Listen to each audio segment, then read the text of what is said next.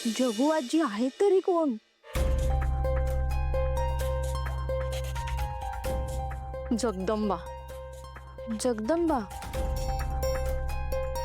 हो, जगदंबाच.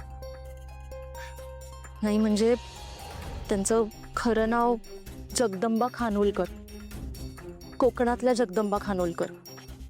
त्यांना बघितलं ना तरी लोकांची घाबरगुंडी उडते.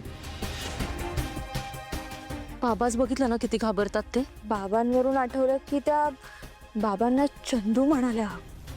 हो, बाबांच्या लहानपणापासूनच त्या बाबांना चंदू म्हणतात, कारण त्या आपल्या बाबांच्या आत्या आहेत. सख्या आत्या? हो, जग्गू आत्या. खरं तर आपल्या बाबांवर खूप प्रेम आहे त्यांचं, पण बिचाऱ्या त्यांना सख्या मुलांकडून काहीच सुख नाही बघ. ही बिचारी, ही कसली आली आहे बिचारी? काही नाही, शी डिझर्व्स इट अमृतावेनी, प्लीज. ऐश्वर्या, आणि तसंही तिचं दुसरं नाव माहिती आहे ना काय? जगबुडी. जगबुडी? हो, सगळ्यांना घेऊन बुडतेच आहे ती. तिकडे ती जगबुडी नदी आहे ना, त्या नदीच्या नावावर तिकडच्या पोरांनी तिचं नाव ठेवलंय जग्गू आजी.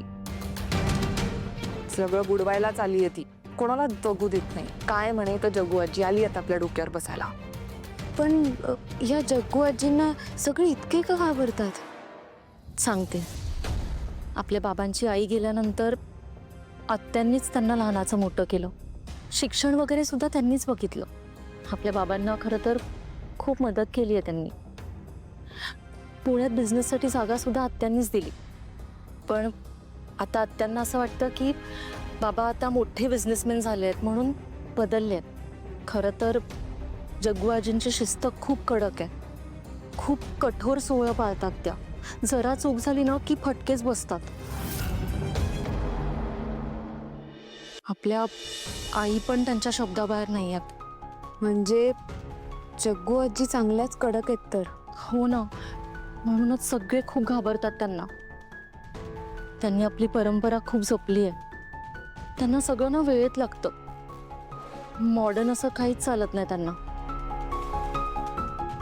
माणसं घरात रिकामी बसली ना की डोक्यात आग जाते त्यांच्या. कसली आग जाते?